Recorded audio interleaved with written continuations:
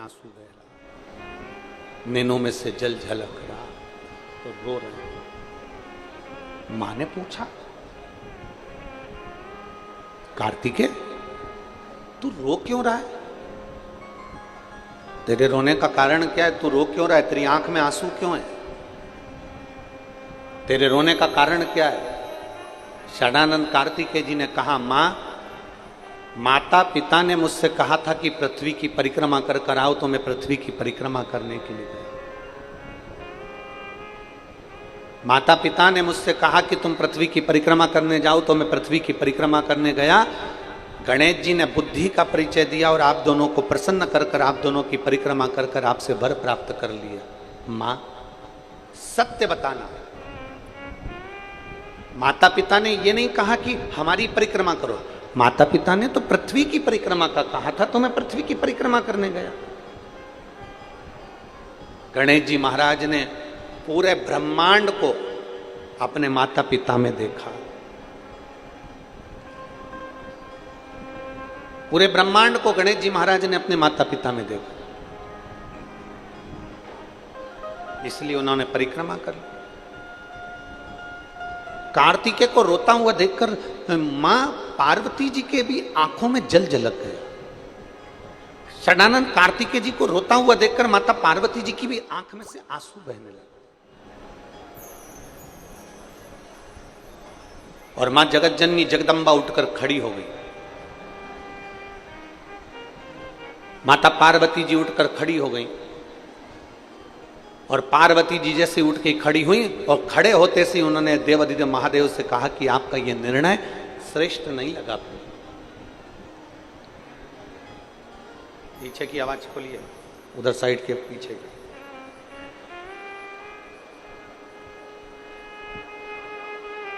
माता पार्वती जी उठकर खड़ी हो गई और माता पार्वती जी जब उठकर खड़ी हुई और खड़े होते से माता पार्वती जी ने देवाधिदेव महादेव से कहा कि ये तुम्हारा निर्णय अच्छा नहीं।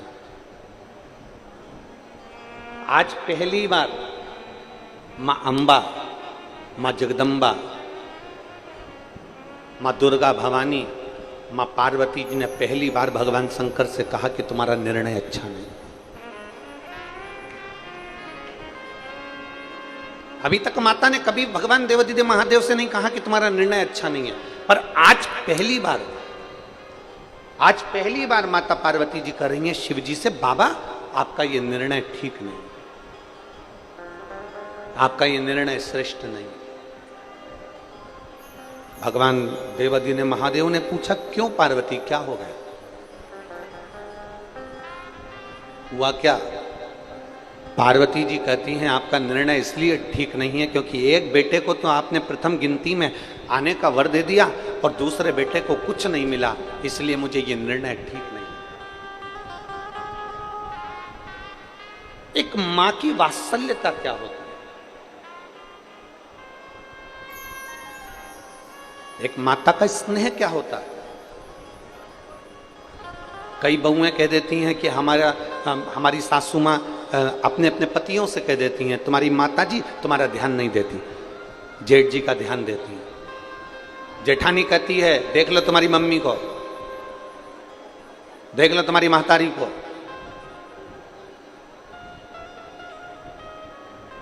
तुम्हारी मां तुम्हारे छोटे भाई का ध्यान देती है।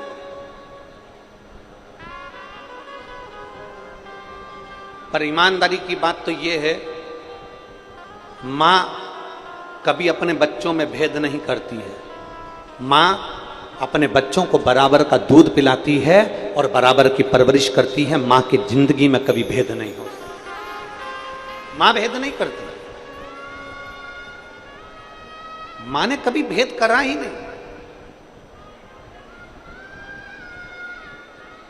ये कथा शिव महापुराण की जो कथा कह रही है, पार्वती जी की आंखों में जल भर गया, माता पार्वती जी रो रही हैं, माता पार्वती के नैनों में अश्रु भरा गए, माता पार्वती जी की आंखों में से जल झलक रहा है और देवाधिदेव महादेव से कहती हैं, पार्वती जी आज आपका ये निर्णय मुझे स्वीकार नहीं है, आज आपका निर्णय अच्छा नहीं है, आपने जो निर्णय लिया ये मुझे ठीक नहीं लगा।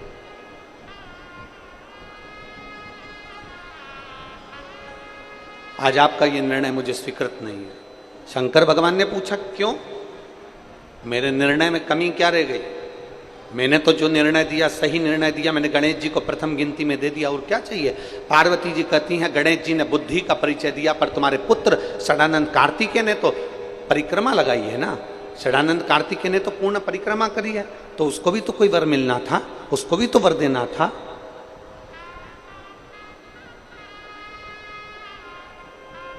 जब कोई वर षडानंद कार्तिकेय जी के सम्मुख में नहीं आया, तब माता पार्वती जी ने शंकर भगवान से वचन मांग लिया, और पार्वती जी ने शिव जी से वचन मांगा कि आप मुझे वचन दो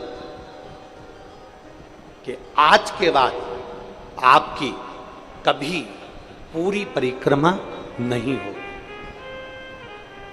आज के बाद आपकी कभी पूर्ण परिक्रमा नहीं होगी। गणेश जी की पूरी परिक्रमा हो जाती है, देवी जी की पूरी परिक्रमा हो जाती है, सारे देवताओं की, राम हो कृष्ण हो, सारे देवताओं की पूर्ण परिक्रमा हो जाती है, पर शंकर भगवान की पूर्ण परिक्रमा नहीं होती, क्योंकि उन्होंने माता पार्वती जी को कार्तिकेय, षडानंद कार्तिकेय के मुख को देखते हुए वचन दिया।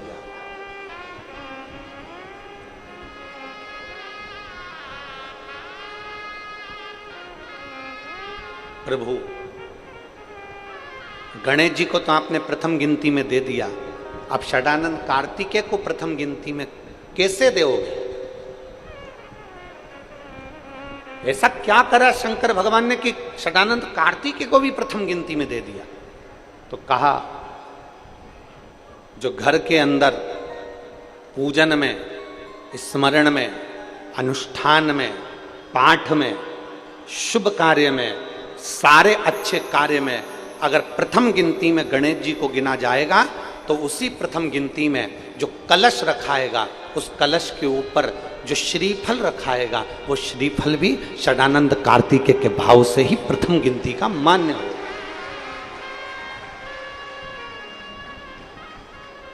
अब पूजन वाली जगह पर गणेश जी का स्थान होता है, पूजन वाली जगह पर पार्वती जी का स्थान होता है, पूजन वाली जगह पर महागौरी का स्थान होता है, पूजन वाली जगह पर सारे देवताओं का स्थान होता है। लोग कहते हैं शंकर जी के बड़े पुत्र कार्तिकेय का स्थान कहाँ पर है? तो शिव महापुराण की कथा कहती है, जब हम कलश को भरकर रखते हैं और उसके ऊपर आम के पत्ते या कोई पान के पत्ते या श्रीफल को जब रखते हैं, तो जो श्रीफल कलश के ऊपर रखाया जाता है, वो श्री षडानंद कार्तिकेय का स्थान निश्चित कर देता है। षडानंद कार्तिकेय का स्थान निश्चित कर देता है।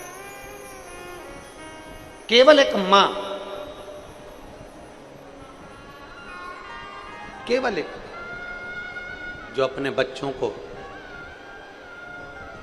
कभी रोता हुआ नहीं देखना चाहती, केवल एक। महाराज, शिव महापुराण की कथा में अभी आपको कहा था कि कहीं जाते हो तो 4 जोड़ कपड़े लेकर जाते हो, और कपड़े वो लेकर जाते हो जो तुमको ठीक लगे, कपड़े वो लेकर जाते हो जो तुम्हें अच्छे लगे। उसी तरह जैसे 4 जोड़ कपड़े हमारे शरीर को अच्छे लगे हम वो लेकर जाते हैं, उसी तरह 4 गुरुओं का आशीर्वाद आपकी जिंदगी में होना चाहिए।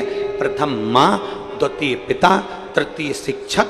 जिस शिक्षक ने तुमको पढ़ाया है, जिस शिक्षक ने तुमको स्कूल में, कॉलेज में, विद्यालय में तुमको पढ़ाया है, वो शिक्षक का आशीर्वाद भी तुम्हारे साथ होना चाहिए। और चौथे नंबर पर आखिरी में आता है सतगुरु, उस गुरु का आशीर्वाद भी आपके पास होना चाहिए। पर सबसे पहले अगर आशीर्वाद की जरूरत है तो घर की माता और पिता का आशीर्वाद।